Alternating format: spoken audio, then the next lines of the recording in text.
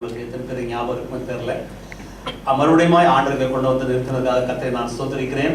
தொடர்ந்து நாம் கர்த்தருடைய வார்த்தையை நாம் கவனிப்பதற்கு முன்பாக நாம் ஒரு நிமிஷம் தலைகளை வணங்கி நாம் ஜெபிப்போம். ஆண்டவரே, இந்த நல்ல காலை வேளைக்காக உமக்கு நன்றி செலுத்துகிறோம்.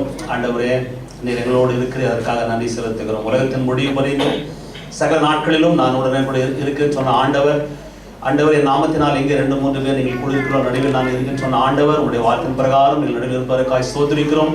பரிசுத்த ஆவியானவரே, தொடர்ந்து எங்களோடு கூட பேசும் வந்திருக்கிறதான ஒவ்வொருடைய நிலைமையில் கர்த்தர் அறிந்திருக்கிறீர். ஆண்டவரே, ஒவ்வொருக்கு வேண்டியதான வார்த்தைகளை தந்த நீர் ஒவ்வொருவரும் திருப்தி படுத்தி அனுப்பும்படி இயேசுவின் நாமத்தில் ஜெபிக்கிறோம் நல்ல பிதாவே, ஆமென். கர்த்தருடைய பரிசுத்த நாமத்துக்கு ஸ்தோத்திரம் உண்டாவதாக. இந்த காலை வேளையிலே யோவான் சுவிசேஷம் 14ஆம் அதிகாரம் 2-3 வசனங்களை வாசிக்க கேட்போம். யோவான் 14. என் பிதாவின் வீட்டில் அநேக வாசஸ்தலங்கள் உண்டு, அப்படி இல்லாதிருந்தால் நான் உங்களுக்கு சொல்லி இருப்பேன். ஒரு ஸ்தலத்தை உங்களுக்காக ஆயத்தம் பண்ண போகிறேன். நான் போய் உங்களுக்காக ஸ்தலத்தை ஆயத்தம் பண்ண பின்பு நான் இருக்கிற இடத்திலே நீங்களும் இருக்கும்படி நான் மறுபடியும் வந்து உங்களை என்னிடத்தில் சேர்த்துக் கொள்ளுவேன். கர்த்தர் நாமத்துக்கு ஸ்தோத்திரம் உண்டாவதாக. யோவான் சுவிசேஷம் 11ஆம் அதிகாரம் 25ஆம் வசனம் 26ஆம் வசனம் கூட வாசிக்கலாம். நானே உயிர்த்தெழுதலும் இருக்கிறேன். என்னை விசுவாசிக்கிறவன் மரித்தாலும் பிழைப்பான். உயிரோடு என்னை விசுவாசிக்கிற எவனும் என்றென்றுக்கும் மறையாமலும் இருப்பான். இதை விசுவாசிக்கிறாயா என்றார். கர்த்தர் நாமத்துக்கு ஸ்தோத்திரம்.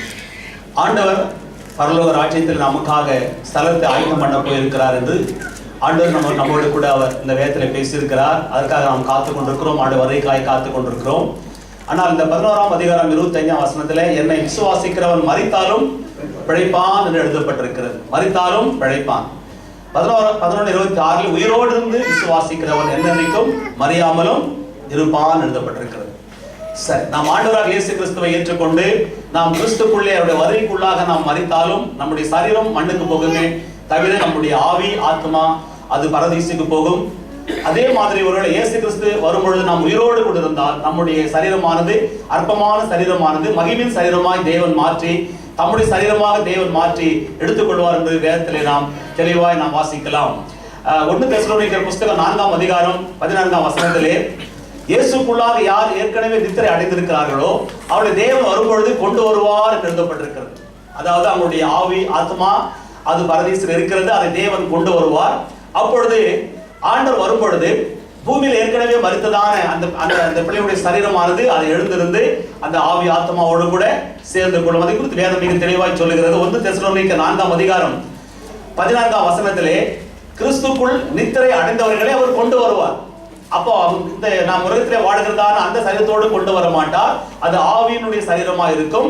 ஆனால் இயேசு கிறிஸ்து வரும் பொழுது என்ன நடக்கும் சொல்லி பார்க்கும் பொழுது 1 தெசலோனிக்கர் 4ஆம் அதிகாரம் 16ஆம் வசனத்திலே கர்த்ததாமே பிரதான தூதனுடைய சத்தத்தோடும் தேவ எக்காலத்தோடும் ஆரவாரத்தோடும் இறங்கி வருவார். அப்பொழுது கிறிஸ்துவுக்குள் மரித்தவர்கள் முதலாவது எழுந்திருப்பார்கள். அந்த சரீரமானது எழுந்து அந்த ஏற்கனவே இருக்கிறதான ஆண்டவர் கொண்டு வருகிறதான அந்த பரிசுத்தவான்களுடைய ஆவிகளோடு ஆத்மாவோடு கூட அது சேர்ந்து கொள்ளும். உயிரோடு இருக்கிற நாமும் அவரோடு கூட ஆகாயத்தில் எடுத்துக் கொள்ளப்பட்டு இவ்விதமாய் நாம் இருப்போம் என்று அங்கு எழுதப்பட்டிருக்கிறது. கர்த்தர் நாமத்துக்கு ஸ்தோத்திரம் உண்டாவதாக. எப்படி இருந்தாலும் நாம் ஆண்டவரோடு கூட நாம் வாழப் போகிறோம். கர்த்தர் நாமத்துக்கு ஸ்தோத்திரம் உண்டாவதாக.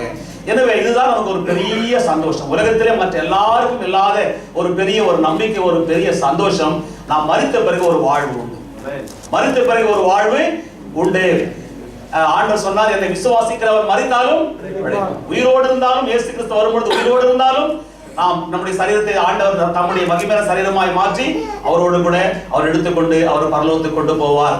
எனவே பிலிப்பியர் 2ஆம் அதிகாரம் 20ஆவது வசனத்தில் இதை மிக ரொம்ப தெளிவாக எழுதியிருக்கிறார். நம்முடைய குடியிருப்போ பரலோகத்தில் இருக்கிறது. இயேசு கிறிஸ்து எனும் ரட்சகர் அங்கிருந்து வரும்படி நாம் எதிர்பார்த்து கொண்டிருக்கிறோம். கர்த்தர் நாமத்துக்கு ஸ்தோத்திரம் உண்டாவதாக. இயேசு கிறிஸ்து மறுபடியும் அவர் வரப்போகிறார். முதலாவது இயேசு கிறிஸ்து வந்தது பாவிகளை ரட்சிக்கும்படிக்காக வந்தார். 2வது முறை இயேசு வரும்பொழுது நம்முடைய பரிசுத்தவான்களை எடுத்துக் கொள்வதற்காக அவர் வரப்போகிறார். அதுதான் நம்முடைய பெரிய ஒரு நம்பிக்கையா இருக்கிறது. 1 கொரிந்தியர் 15ஆம் அதிகாரம் 49 முதல் 52 நீங்க வாசித்து பார்த்தீங்கன்னா ரொம்ப அருமையா சொல்லப்பட்டிருக்கிறது. நம்முடைய அற்பமான சரீரத்தை நம்முடைய மகிமையான சரீரமாய் மாற்றி தேவன் அவர் எடுத்துக் கொள்வார் என்று எழுதப்பட்டிருக்கிறது. யாரோ ஒரு வாசிக்கலாம். 1 கொரிந்தியர் 15:49 முதல். மேலும் மன்னானுடைய சாயலை நாம் அணிந்திருக்கிறது போல. இப்போ நம்ம மன்னானுடைய சாயலை நாம் அணிந்திருக்கிறோம். வானவருடைய சாயலையும் அணிந்து கொள்வோம். வானவருடைய சாயலையும் அணிந்து கொள்வோம். வாசிங்க. சகோதரரே, நான் சொல்லுகிறது என்னவெனில், மாம்சமும் இரத்தமும் இப்பொழுது இருக்கிற இந்த சரீரத்திலே நம் மாம்சம் ரத்தம் இருக்கிறது. தேவனுடைய ராஜ்யத்தை சுதந்தரிக்க மாட்டாது. இது பரலோகத்துக்கு போகாது. அழிவுள்ளது, அழியாமையை சுதந்தரிப்பதும் இல்லை. இதோ ஒரு ரகசியத்தை உங்களுக்கு அறிவிக்கிறேன். நாம் எல்லாரும் நித்திரை அடைவதில்லை. ஆகிலும் கடைசி காலம் தொனிக்கும் போது ஒரு நிமிஷத்திலே ஒரு இமைப்பொழுதிலே நாம் எல்லாரும் மறுரூபமாக்கப்படுவோம். நாம் எல்லாரும் மறுரூபமாக்கப்படுவோம். நாம் எல்லாரும் மறுரூபமாக்கப்படுவோம். நல்ல கவனிங்க. எல்லாரும் நாங்க சொல்லப்பட்டிருக்கிறது. எல்லாரும்னா யாரு? இன்னைக்கு உலகத்துல எவ்வளவோ கிறிஸ்தவங்க இருக்கிறாங்க. இன்னைக்கு ரட்சிக்கப்படாத கிறிஸ்தவங்க இருக்கிறாங்க. பீடி பிடிச்சிக்கிட்டு, சாராயம் குடிச்சுக்கிட்டு, சிகரெட் குடிச்சுக்கிட்டு, சினிமா போய்கிட்டு, விபச்சாரம் பண்ணிக்கிட்டு, திருடிக்கிட்டு, போய் பேசிக்கிட்டு, அவங்களும் கிறிஸ்தவங்க தான். அவங்களும் ஆலயத்துக்கு போறாங்க. அவங்களும் பரலோகத்துக்கு வந்துருவாங்களா? வரவே முடியாது. நாம் எல்லாரும் சொல்லும் பொழுது ரட்சிக்கப்பட்டு இயேசு ரத்தத்தால் கழுவப்பட்டு அபிஷேகம் பெற்று பரிசுத்தமான ஒரு வாழ்க்கை வாழ்ந்து கர்த்தருடைய வேதத்தின் பிரகாரம் நம்ம வாழ்ந்து வருகின்ற உண்மையாக யார் காத்துக் கொண்டிருக்கிறார்களோ அவங்களுடைய சரீரம் தான் ஆண்டவர் தம்முடைய மகிமையான சரீரமாய் மாற்றி அவர் பரலோகத்துக்கு அவர் கொண்டு போவார். கர்த்தர் நாமத்துக்கு ஸ்தோத்திரம். இதுக்கு நாம் என்ன செய்ய வேண்டும் என்று வாசிக்கும் பொழுது ஆண்டவர் சொல்லுகிறார், ஒருவன் என்னை அனுதினமும் தன்னுடைய சிலுவை எடுத்துக்கொண்டு என்னை அவன் பின்பற்றி வர வேண்டும். பரலோகம் போக வேண்டுமானால் சிலுவையை நாம் சுமக்க வேண்டும். நோ கிராஸ் நோ எவர்.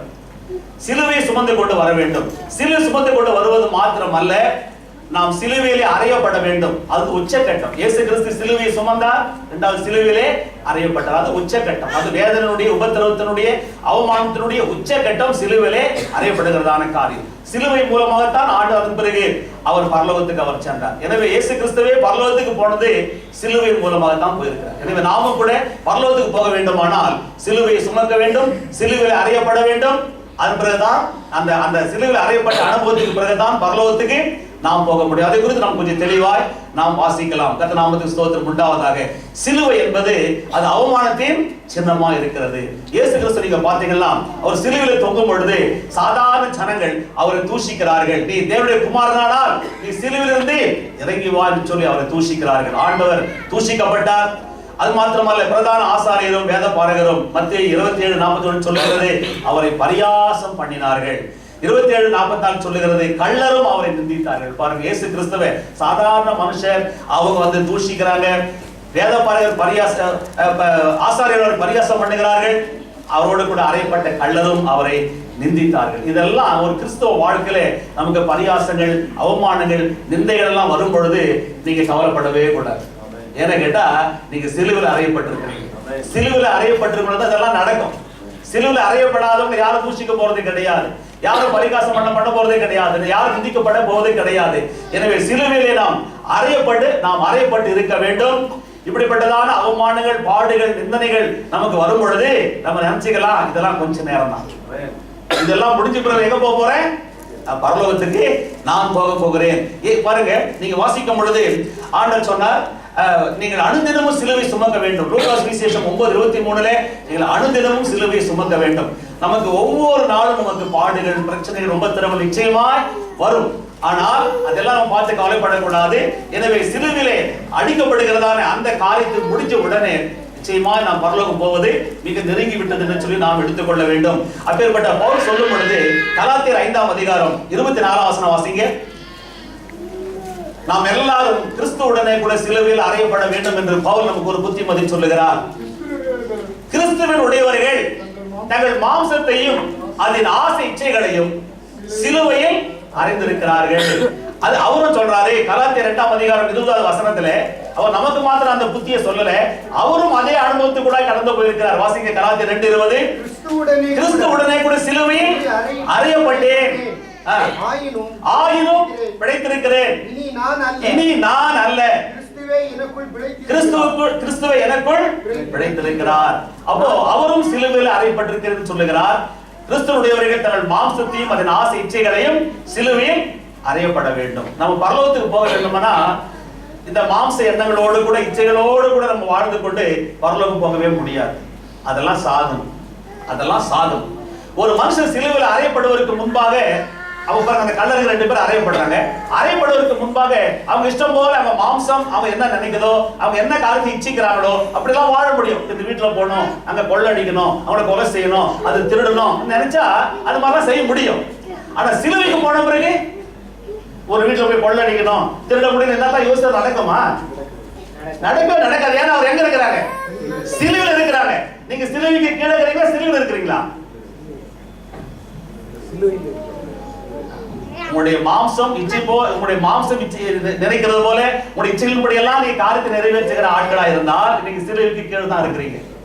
ஆனா அவங்க எங்க இருக்கணும்? பரலோகம் போகணும்னு நினைச்சா நீங்க எங்க தான் இருக்கணும்? சிலுவைக்கு. ஏன்னா இயேசுவும் அங்கதான் போயிருக்கிறாரு, பவுலும் அங்கதான் போயிருக்கிறாரு. நாமும் அதே அனுபவத்துக்கு போனாதான் பரலோகத்துக்கு போக முடியும். நாம் சிலுவைக்கு கீழே இருக்கக்கூடாது.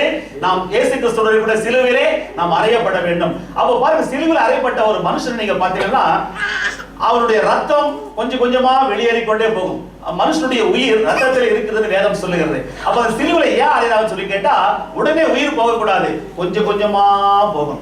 ரத்தம் போக போக போக இயேசு கிறிஸ்து 9 மணிக்கு சிலுவையில் அறையப்பட்டார். மத்தியானம் 3 மணிக்கு அவருடைய உயிர் போனது. ஆனா 2 கல்லறைங்க உயிரா 6 மணி வரைக்கும் போல. அதனால காலை உடைச்சி அவங்க சாவடிச்சாரு போட்டு. அப்ப கொஞ்சம் கொஞ்சமா அவன் செய்த பாவத்துக்காக அவன் அனுபவிக்க வேண்டும் என்று சொல்லி அந்த சிலுவையிலே அந்த காலத்துல ஒரு பெரிய மரண தண்டனை கொடுத்திருந்தார்கள். அப்ப சிலுவையில் அறையப்பட்ட மனுஷனுடைய உயிர் கொஞ்சம் கொஞ்சமா போய்கிட்டே இருக்கும். கொஞ்சம் கொஞ்சமா நம்ம போய்கிட்டே இருக்கும். அது போல நம்ம ஏன் சிலுவையில் அறையப்பட வேண்டும்? இயேசு எனக்காக சிலுவையில் அறையப்பட்டாரே, நான் ஏன் சிலுவையில் அறையப்பட வேண்டும்? இயேசு ஏன் சிலுவையில் அவர் அறையப்பட்டார் சொன்னால் நம்முடைய பாவங்களை போக்குவதற்காக அவர் சிலுவையில் அறையப்பட்டார். ஆனா நாம் ஏன் சிலுவையில் அறையப்பட வேண்டும் என்று சொன்னால் நம்முடைய பாவ சுபாவங்கள் இன்னும் இருந்து கொண்டே இருக்கிறது. அந்த சுபாவங்கள் கொஞ்சம் கொஞ்சமா தான் போகும். நீங்க எபேசியர் 4ஆம் அதிகாரம் படிச்சு பாத்தீங்கன்னா, நீங்க பொய் சொல்லாதீங்க, நீங்க திருடாதீங்க, உங்களுக்குள்ள பொறாமை இருக்கக்கூடாது, வம்பு புத்தீனமான பேச்சு இதெல்லாம் இருக்கக்கூடாது, சகல துர்குணமும் உங்களை விட்டு நீங்க கடவுது அப்படின்னு எபேசியர் 4ஆம் அதிகாரத்தை எழுதுற. அப்போ சகல துர்குணமும் ஒரே நாள்ல போயிடுமா? அது எப்படிதான் போகும்? ஏன் நம்ம ஒவ்வொரு வாரம் சர்ச்சைக்கு வரோம்? எதுக்கு இந்த பிரசங்கத்தை கேட்கிறோம்? எதுக்கு ஜெபிக்கிறோம்? ஒவ்வொரு வாரம் ஏன் வேதத்தை வாசிக்கிறோம்? இந்த துர்குணம் கொஞ்சம் கொஞ்சமா போக வேண்டும். சிலுவையில அறையப்பட்டவன் கொஞ்சம் கொஞ்சமா உயிர் போயிட்டு இருக்கும். அது போல உங்களுடைய வாழ்க்கையில என்ன ஆகணும்? போகுதா உயிர்? துர்குணம் போதா? இல்ல இருக்குதா? இருந்தா நீ சிலுவையில் அறையப்பட்ட ஆளே கிடையாது. இங்கதான் வெளியே தான் இருக்கிற. ஆனா சிலுவையில் அறையப்பட்ட ஆள் நிச்சயமா உயிர் கொஞ்சம் கொஞ்சமா போயிட்டு இருக்கும். அவர் ஒரு நாளைக்கு மறிப்பார். ஒரு நாளைக்கு இல்ல, அன்னைக்கு சாயங்காலம் மறிச்சு விடுவார். அது போல சிலுவையில் அறையப்பட்ட அனுபவம் இருக்குன்னு சொன்னா நம்முடைய பாவ சுபாவங்கள் அது கொஞ்சம் கொஞ்சமா அது போய்கிட்டே அது இருக்க வேண்டும். கர்த்தர் நாமத்துக்கு ஸ்தோத்திரம் உண்டாவதாக. வாசிக்கலாம், ஒரு வசனத்தை வாசிக்கலாம். 2 கொரிந்தியர் புஸ்தகம் 4ஆம் அதிகாரம் 16. 2 கொரிந்தியர் 4:16. நாங்கள் சோர்ந்து போகிறதில்லை. எங்கள் புறம்பான மனுஷனானது அழிந்தும் உள்ளான மனுஷனானது நாளுக்கு நாள் புதிதாக்கப்படுகிறது. அப்ப எது அழியணும்? புறம்பான மனுஷன் அழியணும். அது எப்படி அழியும்? ஒரே வாரத்திலேயே, ஒரு மாசத்திலேயே, ஒரே நாள்லயா? என்ன போட்டிருக்கு? நாளுக்கு நாள். ஆண்டவர் ஏந்திரம் வச்சுக்கிறார். உலகத்தில் நம்ம இன்னும் நம்முடைய ஜீவனை எடுக்கல. இன்னும் நீங்க என்ன ஆகல? புறமான மனுஷன் இன்னும் சாகல, செத்துட்டா எடுத்துருவார். புரிஞ்சுங்களா? ஏனோக்கு 300 வருஷம் தான் உயிரோடு இருந்தான். அவங்க தாத்தா அவர் அதாவது ஆதாம் 930. ஆனா யார் சீக்கிரம் போயிட்டது பரலோகத்துக்கு? ஏனோக்கு ஆதாமா? ஏனோக்கு 300 வருஷம் தான், 365 தான். ஆனாலும் கூட சீக்கிரமா போனவரு ஏனோக்கு. ஆதாம் 930 வருஷம் ஆகி கூட அவர் என்ன மேல போறது ரெடி ஆகல. நீங்க யார், ஆதாமா ஏனோக்கா? சரி, நீங்களே கணக்கு போட்டுங்க. சரி, கவனிக்கலாம். அப்போ ஒவ்வொரு நாளும் இந்த புறமான மனுஷன் அது அழிய வேண்டும், உள்ளான மனுஷன் நாளுக்கு நாள் பலப்பட வேண்டும் சொல்லி கேட்டா, இந்த புறமான மனுஷன் இது மாம்சம் ரத்தமும் உடையது. இது பரலோகத்துக்கு போக போறது கிடையாது. இது மண்ணுக்கு அது போக போகிறது. ஆனா நம்முடைய உள்ளான மனுஷன், ஆவிக்குரிய மனுஷன் பலப்பட்டு அது பரலோகத்துக்கு அது வர வேண்டும். அதுக்கு நம்ம என்ன செய்ய சொல்லி கேட்டா, கலாத்தியர் 5:16-17 சொல்லுகிறது, ஆவிக்கு ஏற்றபடி நடந்து கொள்ளுங்கள், அப்பொழுது மாம்சத்தின் இச்சையை நீங்கள் நிறைவேற்றாதிருப்பீர்கள். மாம்சம் ஆவிக்கு விரோதமாகவும் ஆவி மாம்சத்துக்கு விரோதமாகவும் இச்சிக்கிறது. பரிசுத்த ஆவியானவர் நம் உள்ளத்தில் இருந்தால் மாத்திரமே நாம் ஒரு ஆவிக்குரிய வாழ்க்கை வாழ முடியும். இன்னைக்கு அநேக கிறிஸ்தவங்க இருக்கிறாங்க, ஆனா ஒரு ஜெயஜீவியம் செய்ய முடியல. என்ன கேட்டா, பரிசுத்த ஆவியானவருக்கு அவங்க இடம் கொடுக்கிறது கிடையாது. ஆனா நீங்க படிச்சு பார்த்தா கலாத்திர படிச்சு பார்த்தீங்கன்னா ஆவியின் கனியோ அன்பு, சந்தோஷம், சமாதானம், நீடிய பொறுமை, சாந்தம், விசுவாசம், இச்சை, அடக்கம், நற்குணம் அப்படிலாம் போடப்பட்டிருக்குது. அப்ப ஆவியானவர் உள்ள இல்லைன்னா இந்த குணங்கள் வரவே வராது. எனவே ரட்சிக்கப்பட்ட பிள்ளைங்க நிச்சயமா நீங்க பரிசுத்த ஆவியை நீங்கள் பெற்றுக்கொள்ள வேண்டும்.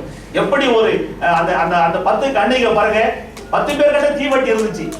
அந்த தீவட்டி 10 பேர் தீவட்டி எரிஞ்சிச்சு. ஆனா கடைசி வரைக்கும் எரிஞ்சிச்சா? 5 பேர் தீவட்டி கடைசி வரைக்கும் எரியக்கூடிய எண்ணெய் வச்சிருந்தாங்க.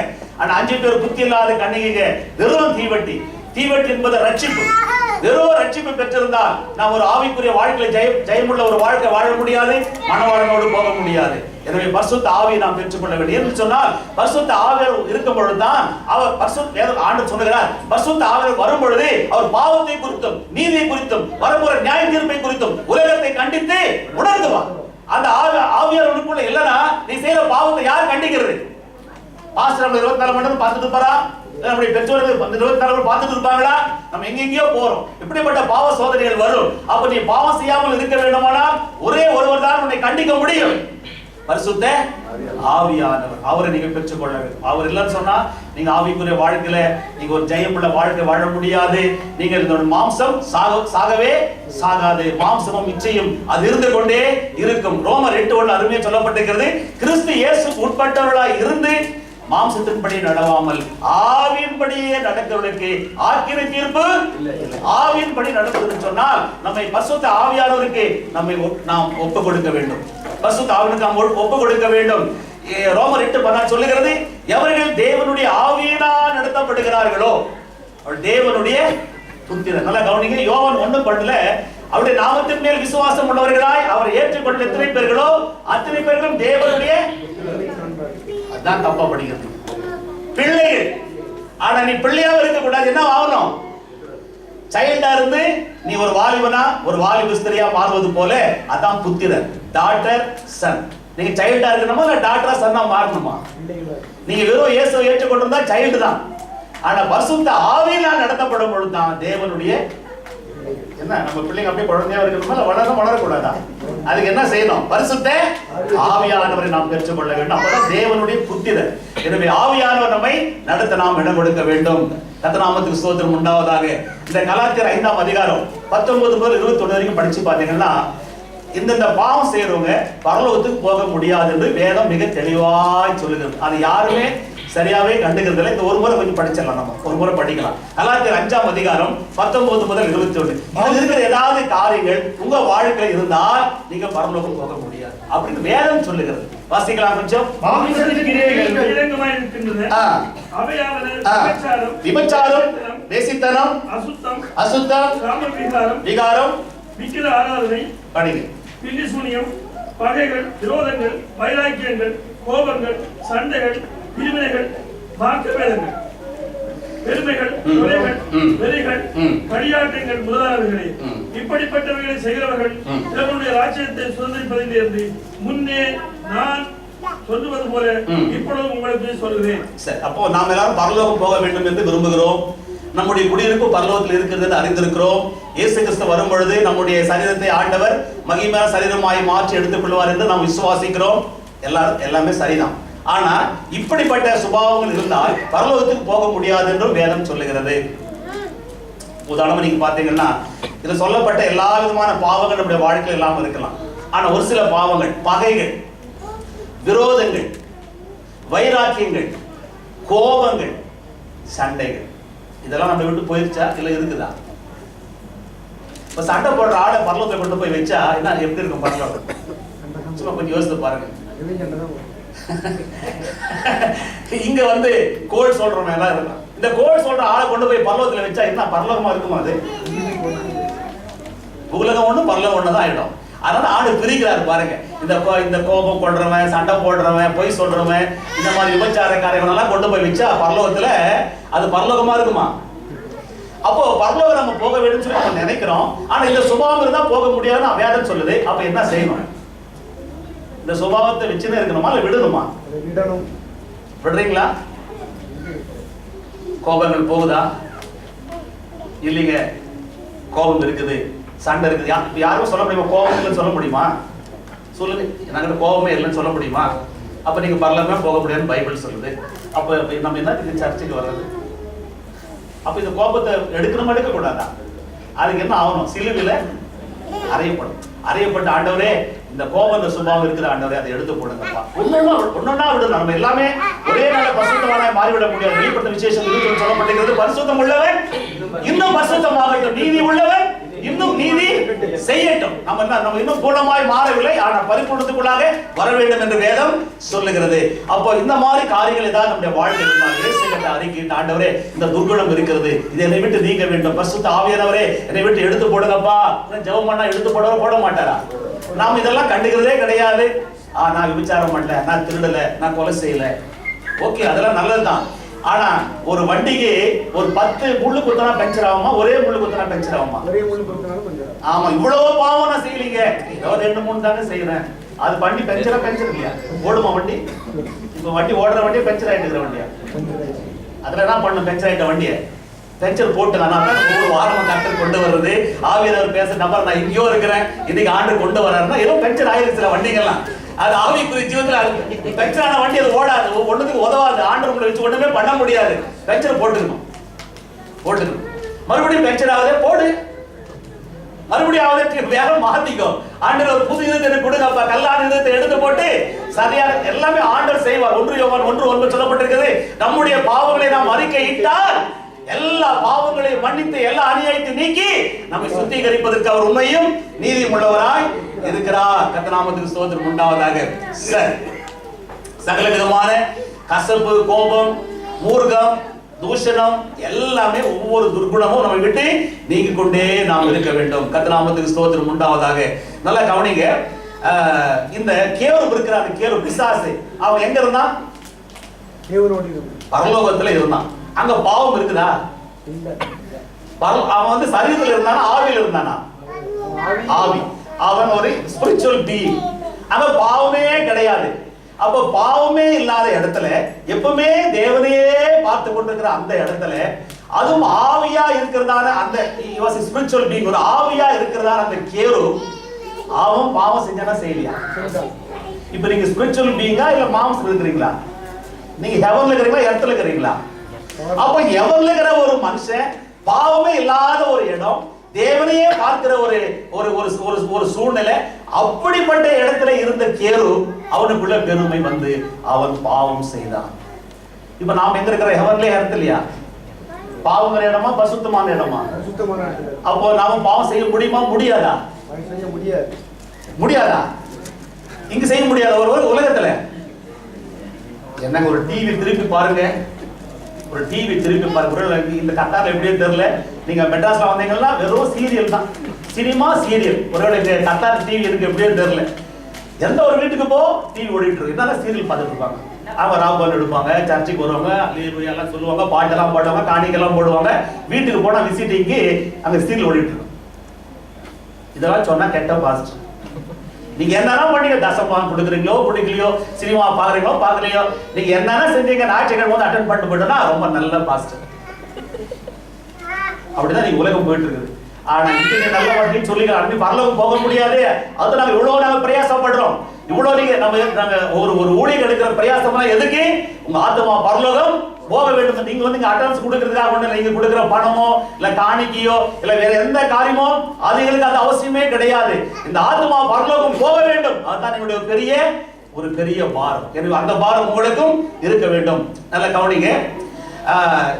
இயேசு கிறிஸ்துவோடு கூட ரெண்டு கல்லர்கள் அறையப்பட்டாங்க. 2 கல்லர்கள் அறையப்பட்டு நீங்க பாத்தீங்கன்னா காலையில 3 மணிக்கு, காலையில 9 மணிக்கு அங்க சிலுவையில் அறையப்படுறாங்க. ஆனா யூதாஸ் காரியத்தை நீங்க பாத்தீங்கன்னா அவன் பாருங்க இயேசுவோட கூட இருந்தவன், 3 வருஷம் இயேசுவோடு கூட ஊழியம் செய்தவன், கடைசி நேரத்துல அவன் யாருக்கு அடிமையா மாறிட்டான்? சாத்தானுக்கு அடிமையா மாறிட்டான். நல்லா கவனிங்க. பிசாசு உங்களை வந்து நீங்க சாகர வரைக்கும் உங்களை எப்படியாவது கவுக்குன்னு சொல்லி அவங்க அப்படியே பின்னாடி வந்துகிட்டே இருக்கும். 1 பேதுரு 5ஆம் அதிகாரம் 8ஆம் வசனத்திலே பிசாசானவன் எவனை விழுங்கலாமோ என்று கர்ஜித்து அலைகிற சிங்கத்தை போல வகை தேடி சுற்றி எவ்வளவு நாளைக்கு வருவான்?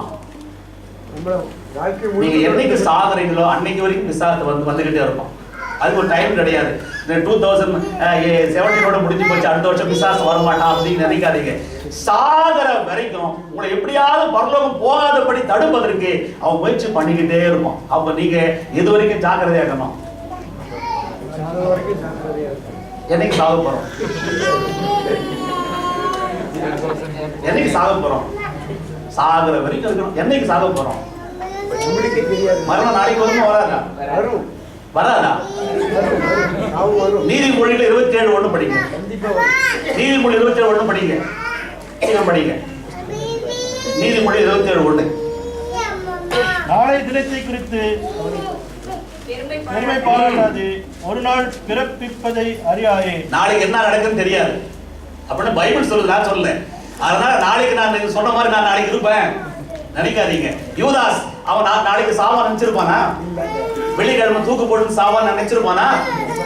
பாத்தீங்க, செத்து போயிட்டானே. அடனே சப்ரா 2 பேரும் சர்ச்சைக்கு வந்தாங்க. 2 பேரும் அன்னைக்கு சாவான் நினைச்சாங்களா? காணிக்கோட வந்தாங்க. சாவான் நினைச்சாங்களா? செத்து போயிட்டாங்களே. எப்படி சொல்றீங்க நீங்க நாளைக்கு இருப்பீங்கன்னு? நாளைக்கு இருந்து கொடுத்து பெருமை பாராட்டு. நல்லா கவனிங்க, இந்த யூதாஸ் கடைசி வரைக்கும் கர்த்தருடைய பிள்ளையா இருந்து கடைசி நேரத்தை தவறினான். கடைசி நேரத்துல பண ஆசைக்கு இடம் கொடுத்து 30 வெள்ளி காசுக்கு ஆசைப்பட்டு இயேசுவை காட்டி கொடுத்து அவருடைய கதை என்ன முடிஞ்சிச்சு? வெள்ளிக்கிழமை காலையில அவன் நான்கு கொண்டு அவன் செத்து விட்டான். அப்போ அவன் ஏதா, அதாவது பூமியில ஆண்டவர் உயிரோடு எழுவதற்கு முன்பாக பரதீசும் பாதாளமும் ஒன்றாக இருந்தது. பாதாளத்தில் இருக்கிறவங்க பரதேச ஆட்களை பார்க்கலாம், பரதேச இருக்கிறவங்க பாதாளத்தில் ஆட்களை பார்க்கலாம். அது நீங்க ஐஸ்வர்யவான் லாசரை கதையில் நீங்க தெரிஞ்சுக்கலாம். அப்ப இந்த ஐஸ்வர்யவா இந்த சாரி யூதாஸ் மரித்து 9 மணிக்கு மரிச்சு எங்க போயிருப்பான்? நம்ம ஒரு கற்பனை பண்ணலாம், பாதாளத்துக்கு அங்க போயிருப்போம். சரி, இயேசு கிறிஸ்து எப்ப மரிக்கிறாரு? 6 மணிக்கா? 6 மணிக்கா? 3 மணிக்கு மரிக்கிறார். நமக்கு நம்முடைய நேரத்துக்கும் இஸ்ரேல் நேரத்துக்கும் 6 மணி டிஃபரன்ஸ். 6 மணி டிஃபரன்ஸ் ஞாபகம் வச்சுக்கோங்க. அப்போ 3 மணிக்கு ஆண்டவர் அங்கே மரிக்கிறார். அந்த 3ஆம் மணி வேலை என்னங்க போட்டுருது? சாரி, எத்தனை? 6ஆம் மணி. அப்போ நம்முடைய டைம் பிரகாரம் நீங்க பாத்தீங்கன்னா 3 மணி. Sorry, 6 hours difference. 3 மணின்னு சொன்னா ஆண்டவர் சரி, நம்ம டைம் சொல்லிடுறோம். 9 மணிக்கு அறையப்பட்டார், 3 மணிக்கு மரித்தார். ஆனால் கல்லறுக்க மறிக்கல. அதன் பிறகு அவங்க சூரியன் மறிவதற்கு முன்பாக காலை உடைச்சு அவங்க சாவடிச்சாங்க. நம்ம இந்த டைமா சொல்றேன்.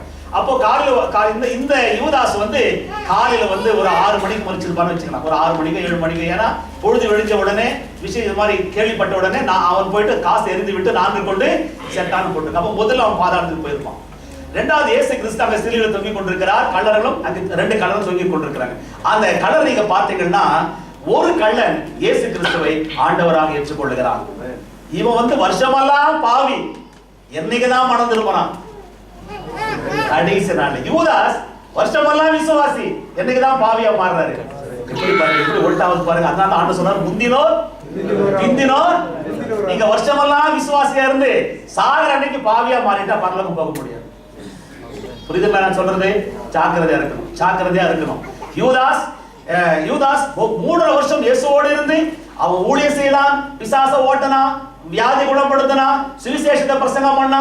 இயேசுக்கு அவர் ட்ரெஷரர். அவர் தான் பொக்கிஷதாரி. எல்லாம் ஆண்டுக்கு வருகிற காணிக்கலாம் அவர் தான் வச்சு அந்த வேலையை ஆண்டர் கொடுத்திருந்தார். இப்படிப்பட்ட ஒரு பொறுப்பில் இருந்தவன் கூட கடைசி நேரத்தில் பிசாசு அவனுக்கு பண ஆசையை காட்டி அவனை 4 கொண்டு சாகும்படியாய் he committed suicide. இது நீங்க பாத்தீங்கன்னா அப்போஸ்தலர்களுடைய புத்தகத்துல அவன் எப்படி செத்தான்னு ரொம்ப விரிவாய் அங்க பரிசுத்த ஆவி எழுதுறாரு. அப்போஸ்தலர்களுடைய புத்தகம் 1ஆம் அதிகாரம் 18வது வசனம். அநீதியின் கூலியினால் அவன் ஒரு நிலத்தை சம்பாதித்து தலைகீழாக விழுந்தான். அவன் வயிறு வெடித்து உடலெல்லாம் சரிந்து போயிடுச்சு. அவன் தூக்க போட்டுக்கு போனானா, ஒரு ஊழியக்காரர் சொன்னாரு, அவன் கீழே விழுந்துட்டானா. ஏன்னு கேட்டா, அடா பாவி, இயேசுவை காட்டி கொடுத்துட்டு ஏன் என்னுடைய கிளையில நீ தொங்குறன்னு சொல்லி அந்த கிளையே கை விட்டுடுச்சான். அதான் அவன் கீழே விழுந்துட்டான். சரி, கீழே விழுந்து செத்தா கூட பரவாயில்ல, வயிறு வேற வெடிச்சிருச்சு. இப்படி என்ன கேள்விப்பட்டிருக்கீங்களா? தூக்கு போட்டு வயிறு வெடிச்சு செத்தவங்க கேள்விப்பட்டிருக்கீங்களா? தூக்கு போட்டா அப்படியே தொங்குவாங்க, ஃபேன்ல தொங்குவாங்க, அப்புறம் கீழே இறக்குவாங்க. சரி, கீழே விழுந்தோட வயிறு ஒன்றும் வெடியாது. இவன் 4 கொண்டு சேர்த்தாலும் தூக்கு போட்டு நாக்கெல்லாம் வெளியே வந்துருக்கு. வயிறு வேற வெடிச்சிருச்சு. ஏன் வயிறு வெடிச்சு தெரியுங்களா? அவன் பாவத்தோடு ராபோஜனம் எடுத்தான். நல்லா ஞாபகம் வச்சுங்க. இஷ்டம் போல ராபோன்னு எடுக்காதீங்க. நீங்க ஒண்ணுக்குள்ள படிச்சீங்கன்னா இந்த இதுல யாரு பங்கெடுக்கிறானோ அவன் தன்னைத்தானே நிதானித்து ஆராய்ந்து இதிலே அவன் பங்கெடுக்க வேண்டும். இதை நீங்க இஷ்டம் போல எடுத்தீங்கன்னா அபாத்திரமாய் இதுல பங்கெடுக்கிறவன் ஆக்கினைக்குள்ளாக தீர்க்கப்படுவான். அது யுவதாஸ் நமக்கு ஒரு பாடம். அவன் ஆண்டு கொடுத்த அந்த திருவிருந்திலே அவன் ஆண்டவரை காட்டி கொடுக்கும்படி 30 வெள்ளிக்காசை வாங்கி வச்சுட்டு வீட்டுல வாங்கி வச்சுட்டு ஒண்ணும் தெரியாத போல நடிச்சுக்கிட்டு பாவம் செஞ்சுக்கிட்டு ஒரு பாவியாக ராபோஜனம் எடுக்கிறான். ஆண்டவருடைய மாம்சம் பரிசுத்தமானது, ஆண்டவருடைய ரத்தம் பரிசுத்தமானது, ஆனால் இவனும் பாவி. இது ரெண்டும் சேருமா? பாவத்துக்கும் பரிசுத்தத்துக்கு சம்பந்தம் இருக்கா? பழைய துருத்துல புது திராட்சை ஊத்தி வைக்க முடியுமா? ஊத்தினா ஆயிடும், துருத்தி கிழிச்சு போயிடும். அது போல புதிய துணியை பழைய துணியை தைக்க முடியுமா? தைக்க முடியும். இப்ப இவன் பாவி, பாவத்தோடு வந்திருக்கிறான். ஆனா ஆண்டவருடைய சரீரம் பரிசுத்தமானது, ரத்தம் பரிசுத்தமானது. அது உள்ள போனதுனாலதான் வயிறு வெடிச்சிச்சு. ஒருவேளை உங்களுக்கு இது சில பேர் சிரிக்கலாம். ஆனா ஐயா இப்படியா எழுதிது பைபிள்ல, அந்த வார்த்தை எழுதணும் ஆவியானவர் நான்கு கொண்டு சேர்த்தான்னு மத்தியில் இருக்குது. அப்போ சில வயிறு வெடிச்சு சாவணும், அதை எழுதணுமா? எழுதணும். ஏன்னா கடவுளுடைய பிள்ளைகளாக இருந்துகிட்டு கடைசி நேரத்தில் ஆண்டுக்கு துரோகம் பண்ணமானா, நம்ம பாவம் செய்ய ஆரம்பிச்சோமானா முடிவு பரிதாபம். அப்பேற்பட்ட எலியா மோசே 40 வருஷம் ஒழுங்கா இருந்தார். கடைசி நேரத்தில் தவறிட்டார். மலையை பார்த்து பேசுன்னு ஆண்டவர் சொன்னாரு, மலையை அடித்தார். ஆண்டவர் பரலோகத்துக்கு கொண்டு போனாரா? ஆனா அவர் பாதாளத்துக்கு போகல, இருக்காரு பரலோகத்துல தான். ஒரே ஒரு தப்பு தான் செஞ்சார், ஒரே தப்பு வாழ்க்கையில. ஆனாலும் ஆண்டவர் நீ காணான பார்க்க முடியாது, வேண்டாம் நீ இங்கிருந்து மோவாப்ல இருந்து நீ பார்த்துக்கோ, ஆனா நீ காணானுக்கு போக முடியாது. அப்பேற்பட்ட எலியா ஒரே ஒரு பாவம் தான் செஞ்சார், அவரே கூட ஆண்டவர் என்ன பண்ணல, நீ காணானுக்குள்ள. நாமும் எத்தனை பாவம் செய்யறோம், நம்ம பரலோகத்துக்கு போயிடுவோம் நம்ம வீம்பு பேசிக்கிட்டு இருக்கோம். ஒரே பாவம் தான். சாக்கிறத நம்முடைய ஆண்டவர் மகா பரிசுத்தம் உள்ளவர். 30 வெள்ளிக்காசை வாங்கினா அவன் 4 கொண்டு சேர்த்தான். ஆனா இயேசு கிறிஸ்துவோடு கூட சிலுவையில் அறையப்பட்ட கள்ள அவருக்கு உயிர் போயிட்டே இருக்குது. இயேசு கிறிஸ்து பேசுற வார்த்தையெல்லாம் கேட்கிறான்.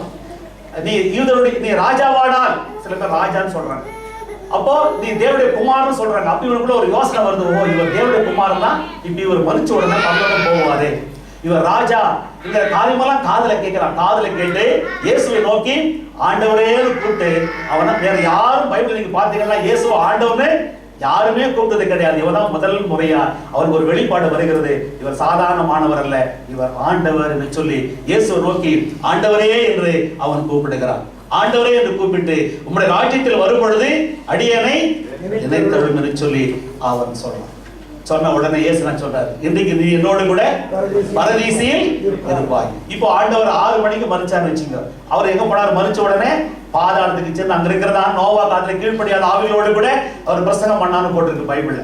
சரி, அந்த பரதீசில ஆண்டவர் பாதாளத்துக்கு போயிருக்கிறாரு, அங்க இருக்கிற ஆவிகளோடு கூட பிரசங்கம் பண்ணுவதற்கு. இந்த யூதாஸ் காலையில அவன் மறிச்சுட்டான், அவன் பாதாளத்துல ஒரு இடத்துல இருந்துப்பான்னு நினைக்கிறேன் அப்படின்னு ஞாபகம் வச்சுங்க. இந்த கள்ளன் மறிச்சு அவர் 6 மணிக்கு மறிச்சான்னு வச்சுங்க. கள்ளன் அதான் சொல்ற, ஆண்டவர் இன்றைக்கு என்னோடு கூட நீ பரதீசியில் இருப்பாய். ஆண்டவர் எங்கேயும் இருக்க முடியும், பரதீசிலும் இருக்க முடியும், அதே நேரத்துல பாதாளத்திலையும் சென்று பிரசங்கம் பண்ண முடியும். ஆண்டவர் எல்லா இடத்துலயும் அவர் வியாபித்திருக்கிற ஒரு தேவன். அப்போ இயேசு கிறிஸ்து வராரு. இயேசு கிறிஸ்து வந்தோட பரதீசுக்கு இயேசு கிறிஸ்து பரதீசு இருக்கிறாரு, இந்த கள்ளனும் அவனும் அங்க வரான். இப்ப இது பார்த்த உடனே யூதாஸ்க்கு எப்படி இருந்திருக்கும்? இயேசுவோடு கூட யார்தான் இருந்திருக்கணும்? முறைப்படி பார்த்தா யூதாஸ் தான் இருந்திருக்கணும். ஆனா இப்ப அவன் பாதாளத்துல ஒரு இடத்துல தள்ளப்பட்டிருக்கிறான். ஆனா இயேசு பக்கத்துல யார் இருக்கிறான்? ஒரு கள்ளன் இருக்கிறான். ஏன்னா அவன் சிலுவிலே அவன் இயேசுவை அந்த கடைசி நேரத்தில் ஏற்றுக்கொண்டு, பாவியா இருந்தாலும் அவன் இயேசுவை ஏற்றுக்கொண்டு பரிசுத்தவானாய் மாறி அவன் பரதீசுக்கு போயிட்டான். ஆனா யூதாஸ் வருஷமெல்லாம் ஆண்டுக்கு ஊழியம் செய்து, அவரோடு கூட புசித்து, அவரோடு கூட நடந்து, அவரோடு கூட இருந்து ஊழியம் செய்து கடைசி எங்க போயிட்டான்? பாதாளத்துக்கு போயிட்டான். ஏன் சொல்லி கேட்டா, அவன் ஆண்டவரை அவன் மறுதலித்தவனாய் அவன் மாறிவிட்டான். கர்த்தர் நாமத்துக்கு ஸ்தோத்திரம் உண்டாவதாக. இது நமக்கு ஒரு பெரிய பாடமாய் நாம் இருக்க வேண்டும். எனவே நம்முடைய வாழ்க்கையில கூட ஒவ்வொரு நாடும் ஆண்டவரே நான் வீட்டு தூரமாய் போகக்கூடாது, ஆண்டவரே நான் உம்மோடு கூடவே இருக்க வேண்டும் என்று சொல்லி ஆண்டுடைய பாதத்தையே நாம் பிடித்துக் கொள்ள வேண்டும். லூக்கா சுவிசேஷம் 21ஆம் அதிகாரம் 26ஆம் வசனம் சொல்லுகிறது, நாம் ஆண்டுடைய வருகை சீக்கிரம் வருகிறபடினால் அவருக்கு முன்பாக நாம் போய் நிற்பதற்கு நாம் ஆயத்தமாக வேண்டும். அதுக்கு நாம் என்ன செய்யணும்? லூக்கா 21:23 நினைக்கிறேன், 23:26 வாசிங்க. 36.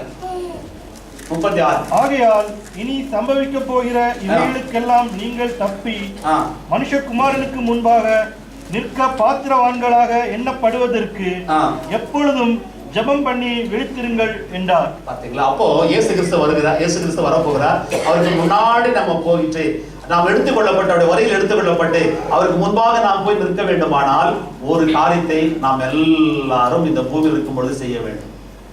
நீங்க மனுஷகுமாரனுக்கு முன்பாக நிற்க உங்களை பாத்திரவானாய் மாற்றுகிற ஒரே ஒரு காரியம், முக்கியமான காரியம் என்னது? ஜெபம் பண்ணணும். ஜெபம் பண்ணணும். எவ்வளவு நேரம் ஜெபம் பண்றது? எப்பங்க ஜெபம் பண்றது? இதெல்லாம் பைபிள்ல வந்து போட்டே கிடையாது. மத்தேயு 6:6 நீயோ ஜெபம் பண்ணும் போது போட்டிருக்கு. அப்படின்னா எப்போ? காலையிலும் பண்ணலாம், மத்தியானம் பண்ணலாம், சாயங்காலம் பண்ணலாம், நடுராத்திரில பண்ணலாம். எப்பதான் பண்ண? எவ்வளவு நேரம் பண்றது? அதுவும் பைபிள்ல போட்டது. 1 தெசலோனிக்கர் 5:18 சொல்லுகிறது இடைவிடாமல் ஜெபம் பண்ணுங்க. எப்போ வேணா பண்ணலாம், எவ்வளவு நேரம் வேணுமானா பண்ணலாம். நீங்க எவ்வளவு நீங்க ஜெபிக்கிறீங்களோ அவ்வளவா உங்க சுபாவங்கள் மாற ஆரம்பிக்கும். பாருங்க, எலியா, மோசே தேவனோடு கூட 40 நாட்கள் அங்க மலை மேல இருந்துட்டு அவர் கீழே இறங்கி வராரு. முகமானது பிரகாசிக்க அது ஆரம்பிக்கிறது. எனவே நீங்க தேவனோடு கூட எவ்வளவா நீங்க நேரத்தை செலவிடுறீங்களா அவ்வளவா உங்களுடைய பாவ இருள் உங்களை விட்டு நீங்கி பரிசுத்தம் என்கிறதான வெளிச்சம் அது வீச ஆரம்பிக்கும். வெளிச்சம் வீச ஆரம்பிக்கும். உங்களை பார்க்கும் பொழுதே பாருங்க, நான் ரயில்வேல 30 வருஷம் நான் வேலை செஞ்சுட்டு இருந்தேன். 2006 நான் என்னோட வேலையை நான் டிசைன் பண்ணிட்டு மெட்ராஸ் வேலை செஞ்சுட்டு இருந்தேன். நான் வேலையை விட்டுட்டு நான் முழு நேர ஊழியத்துக்கு நான் வந்தேன். அப்போ நான் விசுவாசியா தான் நான் இருந்தேன். நாங்கள் ஆஃபீஸ் நான் வேலை செய்யும் பொழுது என்னை பார்த்தாலே ஜனங்கெல்லாம் பயப்பட்டாங்க. எதுக்குன்னு சொல்லி கேட்டா எல்லாருமே லஞ்சம் வாங்குவாங்க, ஆனால் நான் 1 பைசா லஞ்சம் வாங்க மாட்டேன். ஏன்னா கர்த்தர் கூட இருக்கிறதுனால அந்த மாதிரி. அப்புறமா உள்ள போனாலே நவராஜ் டேவிட் வந்துட்டேன் எல்லாம் சைலண்ட் ஆயிடுவாங்க. சப்போஸ் அப்படி நடந்து போனா யாராவது பிடி சேர்த்து பிடிச்சிருந்தா கூட கீழே போட்டு உடனே கீழே. நான் ஊழியக்காரன் கிடையாது, ஒரு சாதாரண விசுவாசி தான். அப்ப எப்படி அவங்களுக்கு ஒரு பயம் வருது? தப்பு பண்ணக்கூடாது. நான் இல்ல, என்னை சுற்றிலும் ஆண்டவர் இருக்கிறபடினால, ஆண்டவருடைய அந்த பிரசனம் இருக்கிறபடினால நீங்க ஆண்டவருடைய பிரசனத்தோட ஒரு இடத்துக்கு போனா அங்க இருக்கிற ஆளு கூட தப்பு பண்ண மாட்டாங்க. தப்பு செய்ய ஆளு கூட தப்பு பண்ணாதபடிக்கு அதை விட்டு விடுவாங்க. அப்போ தேவன் நம்மோடு கூட இருக்கும்படியாய் நம்ம ஒப்பு கொடுக்க வேண்டும். எனவே இந்த ஆவிக்குரிய வாழ்க்கையிலே நம்ம இன்னைக்கு ரட்சிக்கப்பட்டிருப்பது தேவனுடைய மகா பெரிய ஒரு கிருபை. வேதம் சொல்லுகிறது, கிருபையினாலே விசுவாசத்தை கொண்டு ரட்சிக்கப்பட்டீர்கள், இது உங்களால் உண்டானதல்ல, இது தேவனுடைய ஈவு. அப்போ உலகத்துல எத்தனை கோடிக்கணக்கான ஜனங்க இருக்கும் போது நம்மளை ரட்சித்திருக்கிறாரு. இதுக்கே நீங்க வாழ்நாளெல்லாம் கத்துக்கிறா செய்யணும். உங்களுக்கு வேற என்ன கொடுக்குறாரோ கொடுக்கலீங்க, அதை பத்தியே கவலைப்படாதீங்க. இப்ப நீங்க நரகத்துக்கு போகாதபடி உங்க ஆத்மா ரட்சிக்கப்பட்டிருதுல, இதுக்கே நீங்க வாழ்நாளெல்லாம் நீங்க ஸ்தோத்திரம் பண்றீங்களா? போதாண்டவர் ஆண்டவர் மாத்திரம் ரட்சிக்காம இருந்துறதா நீங்க இங்க பட்டிருப்பீங்களா? ஒரு சாராய கடையில, கத்தார் எப்படி இருந்து தெரியல, நம்ம தமிழ்நாடு இருந்தா இல்ல டாஸ்மாக் கடையில, இல்ல சினிமால, இல்ல விபச்சார விடுதல, இன்னும் பாவம் செய்யறதான இடத்துல அங்க நம்ம உட்கார்ந்து இருக்கோம். அது ரட்சிக்கப்பட்டபடியால் தான் இன்னைக்கு இயேசுடைய பாத்திரம் வந்திருக்கிறோம். ரட்சிப்பு மாத்திரமல்ல, நமக்கு ஆண்டவர் பரலோகத்திலே நான் ஒரு வாசஸ்தலத்தை நான் உங்களுக்கு ஆயத்தம் பண்ண போகிறேன்னு சொல்லியிருக்கிறார். அப்போ இயேசு கிறிஸ்து எப்போ வருவாரு? எப்போ வருவாருன்னு சொல்றீங்களா? திருடனை போல வருவேன்னு சொல்லிக்கிறார். திருட எப்போ வருவான்? எப்போ வேணா இல்ல, அந்த வார்த்தை இப்போ வருவாருன்னு சொல்லு. அதையா சொல்ல மாட்டேன்றீங்க? எப்போ வருவான்? இன்னைக்கு வர மாட்டானா? அந்த வார்த்தை எப்போ வருவார்? திருட எப்போ? இன்னைக்கு மரணம் வராதா? இன்னைக்கு இயேசு வர மாட்டாரா? இப்படி நீங்க சொல்றதால நீங்க இன்னும் நீங்க பாவத்துல இருக்கிறீங்க. நான் சொல்றேன் பாருங்க, ஒண்ணு, இன்னைக்கு இயேசு வருவான்னு நல்லா தெரிஞ்சிருந்தா உங்க வாழ்க்கை எப்படி இருக்கும்? இன்னைக்கு எப்படி வாழ்வீங்க? இன்னைக்கு நீங்க சாகரம் தெரிஞ்சா எப்படி வாழ்வீங்க? இன்னைக்கு அந்த ரெண்டு நீங்க மறக்காதீங்க. This is my last day. நீங்க கண்ணு விழிக்கும் போது this is my last day நீங்க நினைக்கணும். புரியுதா? அப்ப பாவம் செய்வீங்களா? எப்படி இருப்பீங்க? அன்னைக்கு ஃபுல்லா பைபிள் படிச்சுட்டு இருப்பீங்க, ஃபுல்லா ஜெபம் பண்ணிருப்பீங்க, யாரோட பேச மாட்டீங்க. ஐயோ இன்னைக்கு நான் சாகுவேன் சொல்லுங்க, இருக்க மாட்டீங்களா?